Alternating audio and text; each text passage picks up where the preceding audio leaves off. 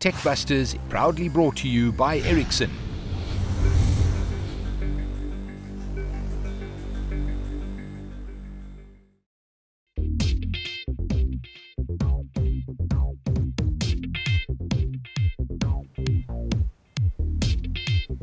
Good evening and welcome to Techbusters. We're nearing the end of winter, thankfully. And with me is the warmest man alive, the great Aki Anastasio. Oh, I wonder what you're on, because you never say anything nice about me at the start of the show, so you really aren't feeling well. But maybe winter's having that effect on you. I'm glad winter's over. But of course, we're on the southern tip of the continent. But if you're in the middle of the continent and you're watching us, you may not be feeling the same winter we're feeling. But it's great to have you on the show with us. Join in the conversation. And we're at Techbusters SA. And use that hashtag Techbusters, and you can tweet us. He's at Shapshack. I'm at Aki Anastasio. It's fantastic to have you on the show tonight. Let's see what's coming up on Techbusters. Tonight on Techbusters, Ericsson's Cindy Ann Lewis explains their City Index report, and Aki tests new products from Alcatel with Ernst Wittman. All new and exciting tonight on Techbusters. This week, we talk to the number 4 mobile company in the country, and they're number 4, and they're into a different market. They play in a different space altogether, different kind of consumers, but they've got an exciting lineup of products. And we spoke to Ernst Wittman, who heads up Alcatel, a French company. Well, they've kind of divorced, and they're basically a Chinese mobile company right now, doing great stuff and really bringing lots of fun elements into their brand and aiming at a different consumer set. Here's my discussion I had with Ernst Wittman from Alcatel. 21 years, where did it all start? So from an Alcatel perspective, you know Alcatel has been around since day one, and the brand it's grown a hell of a lot in the South African business. So we're targeting the new millennials. They're the fun, they're the active, they're the expressionists out in the market nowadays. Where does the pop star fit into? Because this is a great device. You mentioned the funky stuff. This is like a denim feel, and this has got the bamboo feel. So who's this aimed at, and what does this device like this cost? So the pop range is the mid-tier segment of our smartphone segment. Yeah. The price point at the moment in SA is retailing at 2299. That's not including bad. the 2 covers, which is the right fit for the SA market. Now this is the other one you were talking about. This is the Go, and this one is aimed at, and I can already see it's got that robust feel. There's an element of waterproofing on this as well. IP67. It's so a tough not device. If I had to drop it from here, would it survive? Well, it probably would, yes. So there you go. You see it bounce, because I'm just giving that example because of the rubberized feel, which gives it what you're talking about, the sporty side of it. And it comes in a really cool bag as well, which you can charge which is from quite here. cool. You can charge through the box. So tell us about the Go. So GoPlay is now targeting the sporty outdoorsy consumer. The device is water, dust and shock resistant. Okay. The device stands out from a competitor because the camera is also an underwater camera. So you can use the camera 1 meter underwater for up to half an hour. Okay. The device comes standard with a IP67 headset as well. So just in case you want to swim and listen to music, you can do that together. I mean, who does that? No, I don't know anyone who does it, but we offer it. So if you want to do it, you may gladly do so. Okay. All right. So 3499, and it includes an 8 gig SD card over and above the 32 gig memory that's on the device. And I see you even got a smartwatch. I mean, this will interest Toby because he's a smartwatch fan, and this is made specifically for Toby, right? What is this? So this is aimed at kids, but yes, it is aimed at the parents to give them a little bit of peace of mind. So it's a tracker for your kids. Wow. It does have voice as well. So it's a 2G device, which allows the parents to keep in contact with kids. The big difference between our device versus some of our competitors' devices, it's also got a proximity sensor in it. So you can set your proximity that you are comfortable with your child being in. And if your child has to go out of that proximity, it will actually alert you to it. So you can put a SIM card in here, and you can basically link this up to the network. And as a parent, I can see where You my have kid full is. control over it on your device. That's pretty cool. Yeah. And I see you doing tablets as well. Now this is a pretty cool tablet. It's running Windows 10. So it's a set that comes with a tablet as well as a keyboard, well as a a Bluetooth keyboard. Yeah. Where are you placing yourself in this market? So this device is, we see the trend that the use of laptops is becoming less and less and less. And the Alcatel Plus 10 is a device that we see taking over some of the space where laptops are starting to fall behind. The Plus 10 is a 10-inch device, comes standard with the keyboard. It's 4G, and it offers the most advanced Microsoft version. Yeah. And this device is going to target the sub 4,000 Rand price points in the segment. Okay. That's very interesting, and don't look so worried about the water. I'm not worried at all. We've done it before. So, Before we do the test, let's talk about the last product which you've got over here. the great thing about the device, this is the actual packaging. This is your box. This is how the device is actually And packaged. then this obviously fits over here, and you put the device over Correct. here, and you've got Yeah. your VR experience. Okay. So this is doing really well in Europe as well as in North America. We will be bringing the device to South Africa a little bit later on this year with one of our key operators. This is the Idol, hey? It comes That's with the Idol which is a 4, really yeah. cool Correct, device. yeah. Huh? This is your flagship device. That is our flagship device. Okay, so we're going to test this out now.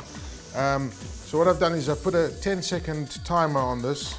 So we're going to put it onto selfie mode and just see what kind of picture it's going to take. So I'm going to drop this in here. So a 10-second selfie. Look in there. 5, 4, 3. My word, the water's making us look terrible. Right.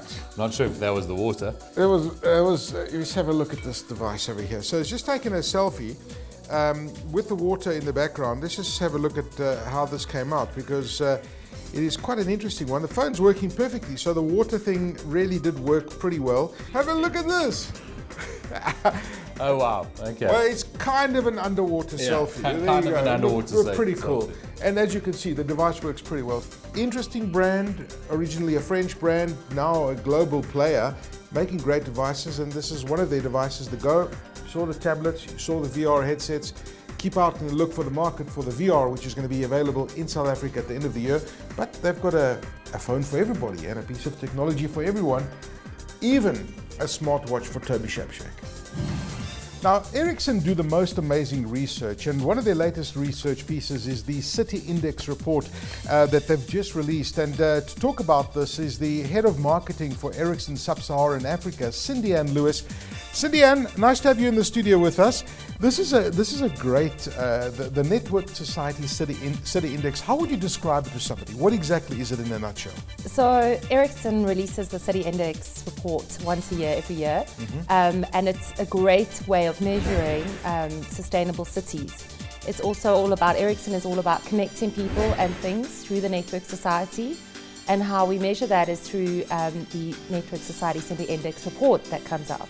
And so you do this across a whole lot of cities around the world, and I'm looking at this, and it must be quite interesting to see how different cities vary across. But what kind of indexes do you use to make this index up? There's two different measures for the City Index report. What we look at is ICT maturity, and we measure this in terms of ICT affordability, ICT infrastructure, as well as ICT usage. And this is quite evident in cities like Johannesburg and Lagos, where we did the measurements this year. In addition to that, we measure sustainable development. And how we measure sustainable development in these cities is via social, economic, and environmental factors. Oh wow, that's very interesting. And there must be some really startling, changes that you've seen coming out of Lagos. What did you see? Yes, absolutely, Aki. So what's interesting about the report this year is it shows how Johannesburg and Lagos have actually improved in terms of ICT maturity. Factors like mobile broadband and infrastructure have increased tremendously, and we've seen a large uptake in mobile penetration. The Ericsson mobility report indicates this as well, in terms of within Sub-Saharan Africa, we will reach 1 billion subscribers by 2021. Wow. So there's a huge growth in terms of mobility on the continent, and this is clearly evident in Lagos, where there's a large amount of penetration of mobile broadband throughout the city. I'm just looking at the results over here, and I love the way you guys have charted them out. But with the maturity and everything, we're still far off from cities like Stockholm, for example, London, New York. But we're catching up pretty quickly. Which are the cities that are right on top of this report globally? Yes, absolutely, Aki. So there's a huge amount of growth within emerging markets, and the ICT maturity within emerging markets is actually growing quicker. So Johannesburg and Lagos grew a lot faster in ICT maturity than some of the first world countries because of the developments and the fast catch-up pace at which they're growing. However, cities like Stockholm, as well as Singapore, Copenhagen, London are within the top 10 within the city index. So it was very interesting to see the growth of Lagos and Johannesburg within the city index. It must be very interesting to see how connectivity just changes people's lives. Do you measure like a living standards measure with when you compare it directly to the way broadband penetration increases within these cities? So there is a GDP measure within the report.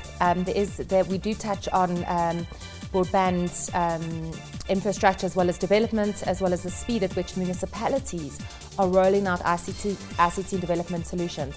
Ericsson is all about connecting people, connecting lives, connecting cities. We're all about enabling the change and the growth that is required to achieve our sustainable goals, as well as the United Nations Sustainable Development Goals. Cindy-Ann, is this available online? Can people Yes. check this out? Absolutely. So it's available online. We do have a lot of coverage of it as well, and it's available online. Okay, great. Well, if you're watching us right now, the link is on the screen. If you want to follow the report, it's absolutely fascinating. Businesses should be looking at this and just seeing where the trends are. Cindy-Ann Lewis, thank you for joining us in the studio. Thank you, Aki. There you go, Cindy-Ann Thank Lewis from you. Ericsson, telling us about the Network Society Report 2016. It's absolutely fascinating.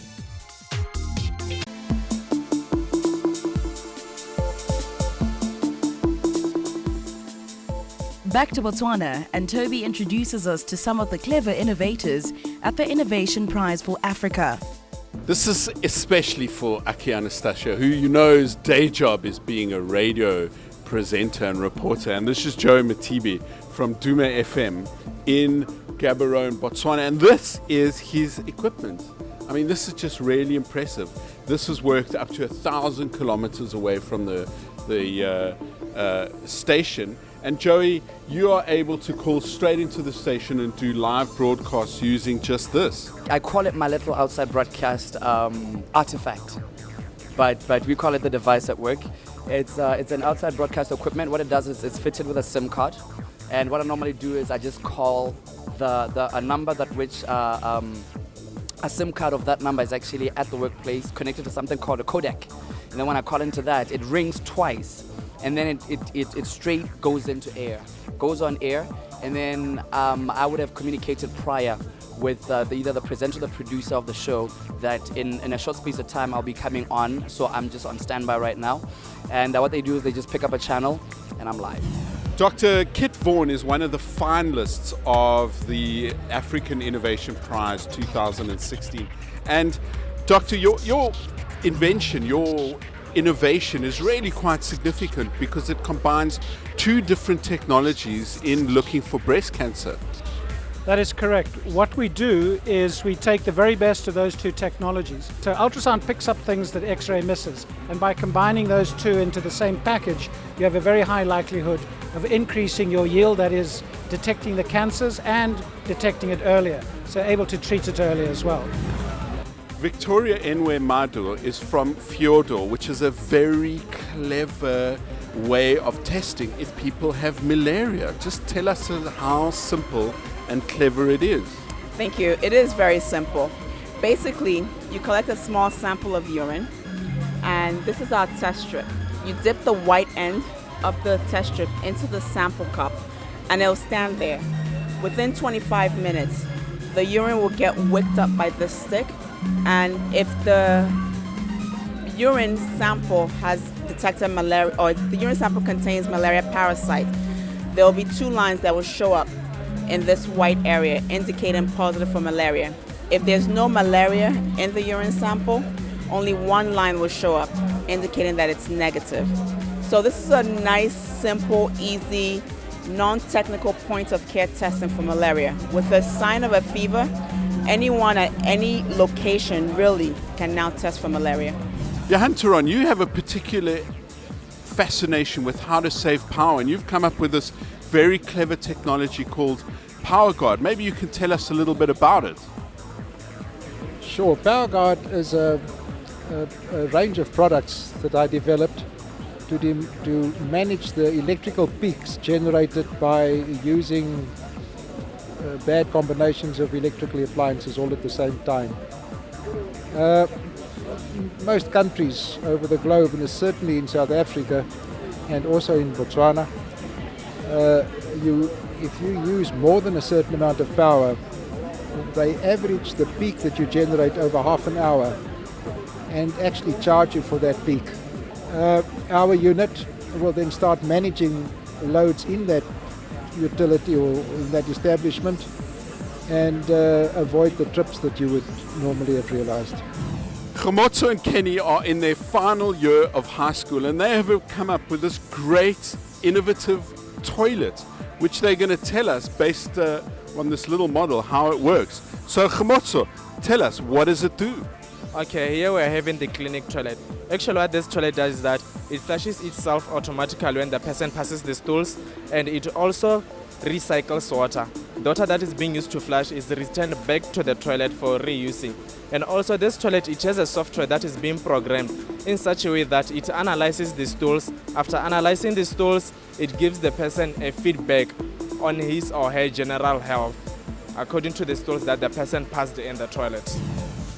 Tero Matingi, you've built your own drones and you're flying them. Tell us a little bit about firstly what they're made from and secondly what you've been using them for. All right, thank you, sir. My drones are made from cheap plastic materials, polystyrene, because it's very light. And then what we use them for, we use them in the farms to scare the birds away. The birds usually they cause damage, they eat the crops in large quantities. So usually they have solutions of having people trying to chase them away on foot, but that's not working out really well. So we have this small aircraft which can move faster and scare away the birds way better than a person can do. Calvin, you're very worried about your dogs getting fed, aren't you? This is why you've come up with this very clever automated dog feeder. So tell us how it works. How does it operate and how long can the dogs be without a human to feed them? The machine, you just put the dog food in the machine and then you program it so that you put the time which you want the dog to eat the food. And then the food can last for 1 week or just 5 days. Once you have put the food in here, you program it or you put the time when you want the dog to eat the food. Then when that time arrives, the machine will automatically switch on and down there the food will come up. Then you put the plate for the dog down there. Once the dog has eaten the food, you find on its water container, there's some water. The water is fed down this way. From this into this chamber here, there's a hose pipe here which feed water in here. And down here there's a switch for water or something to open and close water. Okay, and then there's also a pump which pumps the water into the container for the dog to drink the water. Samuel Rigu, you are interested in fertilizer and specifically organic fertilizer. Tell us a little bit about your product and how you came up with it. Well, our product is a carbon negative soil conditioner and works both as a conditioner and as a fertilizer. We developed this to curb the problem of decline in yields, which every year we have a 4% decline in yields in the rural Africa. So we came up with a product that would reverse that through regeneration of the soil. So at the same time, we are looking at changing the living standards of farmers in these rural areas. My name is Nicodemus Bakat from Khansi district at a village called Dika. And you've got some very clever inventions for helping to make your life a little easier. Yes, of course I have. I do have something to make food for the livestock. This here is a fodder chopper, and this here is a precision planter. And this one here is waste recycling. So we're trying to make something out of waste bottles. So tell us first about the planter. Yeah, the precision planter, we try to make a cheap machine made from locally found material, locally available and cheap, affordable material. So we're trying to make a precision planter. So how does it work? You push that in the ground. I see you've got something to push it in with your leg, and then the seeds drop in from there. Yeah, there is at the end it's sharp pointed. So I push it into the ground. If the ground is hard, I use my foot to step on the side here, side step here. Yeah. Then I push it in, then press it on top here, and it will open at the end. When it opens at the end, the seed drops, and also the fertilizer from one side drops in. Then I pull it up. Then I continue the same process. So seeds and fertilizer, that's got to save a farmer in the field a lot of effort, right? Yes, it does, because it drops both seed and fertilizer at the same time. And this, you use this to cut up corn stalks so that they can be used as fodder for animals. Yeah, we saw that after we have planted and harvested our plants, the stalks just stand there and get wasted. So we found it's better if we could cut them smaller, because animals can't just eat them while they are long like that. It's better if we cut them into pieces, then it's easier for the animals to chew them. Well, thank you. These are really great examples of frugal innovation, and I wish you good luck. It's a pleasure. Thank you. Well, if there's one company that's creating some sexy stuff this year, it's Samsung. And I think it all started back with the Samsung Galaxy S6, and the amount of the peripherals and extras that they're bringing around their devices is quite interesting. And it's evident in Samsung's share price. They really are doing really well at the moment, and they're back in the hot seat. There's no doubt about it. I've been playing around. This is the Samsung Gear 360 camera. Now, you may notice that on the set we've got the Samsung VR 360 headset. And really what happens is these two complement each other. So Samsung have created these goggles that you put in your phone. The phone plugs into here, as you've seen them before. And, you know, you can play around and create that virtual reality experience. But it's all very well to have the virtual reality experience, but what about creating your own content? And this is where the Samsung Gear 360 camera comes in, and you'll notice this is a spherical little camera, and it's incredibly well built. It takes amazing photographs, and you can literally put it into the middle of a room and, you know, download the app on your phone and then start controlling the camera from there, recording photographs, recording video, capturing all the moments. It's got a built-in SD card, it's got a battery as well in it. Pretty decent camera quality, and then you can upload the stuff onto Facebook. You may see a lot of these 360 images up on Facebook, and then the videos that you film with family gatherings, for example, you can watch on one of these headsets with a VR headset. So it's not a cheap camera. It costs 7,000 Rand, but the build quality is amazing, and it's got a little stand, as you see over here. You can even mount it on a tripod if you like, and just put it in the middle of nowhere, and you can even do time lapses as well. So I've been most impressed with the offerings that Samsung have so got. futuristic, right? Yeah. It'd be like, you can see that on the set of a sci-fi movie, you know, from 20 years ago. And it captures really great images, I must say. I mean, the usability of looking at them. A lot of people, Craig Wilson, Stuff's editor's been putting them on Stuff a lot, and you wander around and you can see, you know, you turn your phone and it uses the gyroscope so you can see the 360 image. It's fantastic. Well, that's it from Techbusters. We're so far in the future that we are watching the show using virtual reality.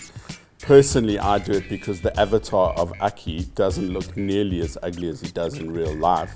I don't know what his motivation is. Thanks for joining us. Thanks for joining us. Catch us next week. He's at Shapshak, I'm at Aki Anastasiou, and this is an improvement, I've got to be honest, and thank you for the lovely compliments you're saying, and we will get Mr. Shapshak to keep his on for the rest of the season on the show. Thank you for joining us. Good night.